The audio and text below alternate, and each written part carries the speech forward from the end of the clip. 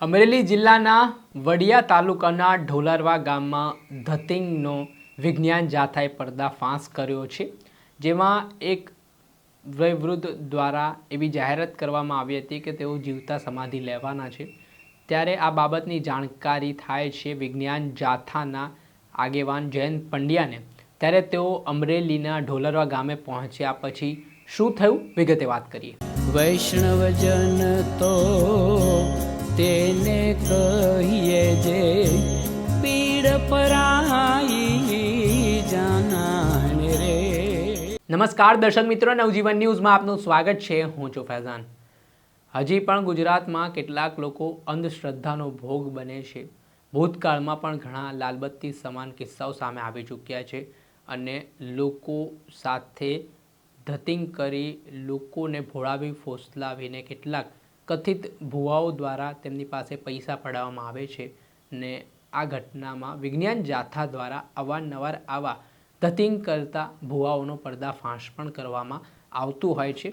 ત્યારે અમરેલી જિલ્લાના વડિયા તાલુકાના ઢોલરવા ગામમાં અરજણભાઈ ખુમાણ નામના એક વ્યક્તિ દ્વારા 2 એપ્રિલ એટલે કે આજના દિવસે તેઓ જીવતી સમાધિ લેવાના છે તે પ્રકારની જાહેરાત કરી હતી।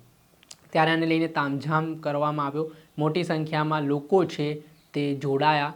ત્યારે વિજ્ઞાન જાથાને આ ઘટનાની જાણ થાય છે ને આ તૂત જે કરવામાં આવ્યું તેના પગલે વિજ્ઞાન જાથાના આગેવાન જયંત પંડ્યા છે તે ઢોલરવા ગામે જે જગ્યાએ જીવતી સમાધિ લેવાની વાત હતી ત્યાં પહોંચે છે।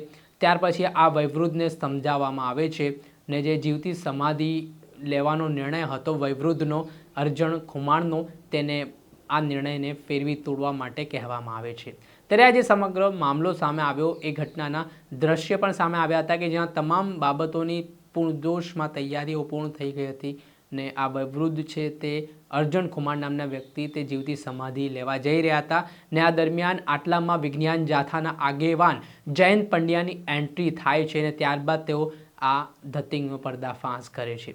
આ મામલાને લઈને જયંત પંડ્યાએ શું કહ્યું, કેમ લોકો આવી રીતે આ નિર્ણયો લેતા હોય છે ને આ નિર્ણય લેવા પાછળના શું કારણો હોઈ શકે છે, તેમણે શું ખુલાસો કર્યો તે સાંભળો। અમરેલી જિલ્લાના ઢોલરવા ગામમાં અરજણભાઈ રૂડાભાઈ ખુમાણે 2 મહિના અગાઉ સ્વૈચ્છિક સમાધિની જીવતા સમાધિની જાહેરાત કરી હતી। તેનો જાહેરાત મુજબ ફિયાસ્કો થયો હતો અને પરિવારને બેઆબરૂ થવું પડ્યું હતું તેવી ઘટના સામે આવી છે। વિજ્ઞાન જાથાએ રૂબરૂ મુલાકાત કરતા માત્ર સ્ફૂર્ણા અને પોતાના આત્માના અવાજથી પ્રમાણે પોતે જાહેરાત કરી અને પોતે આ શબ્દો પણ પોતાના પાછી ખેંચી લીધા છે। આ તદ્દન હંબક, અવૈજ્ઞાનિક અને નવું તૂત જ ચાલુ કર્યું હતું અને કોઈ કમાણીનું ગતકડું હતું તેવી પણ આશંકા જાય છે। વિજ્ઞાન જાથા લોકોને અપીલ કરે છે કે જીવતા સમાધિ લેવી કે સ્વૈચ્છિક સમાધિની જાહેરાત કરા કાનૂની અપરાધ છે અને લોકોને ભ્રમમાં નાખવું, પોતે આશીર્વાદ આપવા, દર્શન આપવા અને સામૈયા કરવા, ઢોલ નગારા વગાડવા આવી ઘટના છે એ પોતાની પ્રશસ્તિ માટે અને પોતે નામના મેળવવા માટેનું આ હીન કૃત્ય હતું। પરિવાર આખાએ માફી માગી અને કબૂલાત આપી દીધી અને ભવિષ્યના આવી હરકત કરશે નહીં તેવી ખાતરી આપી છે। લોકોએ આવા જીવતા સમાધિના કે કોઈ પણ કે સમાધિ આપવાના તૂતથી અળગા રહેવા જાથા અપીલ કરે છે। કારણે સ્વૈચ્છિક સમાધિની જાહેરાત કરી અને દર્શન આપવાના, આશીર્વાદ આપવાના એવા નવા તૂત ચાલુ કરી અને લોકોને ભ્રમિત કરી મોટી સંખ્યામાં લોકોને એકત્રિત કર્યા હતા।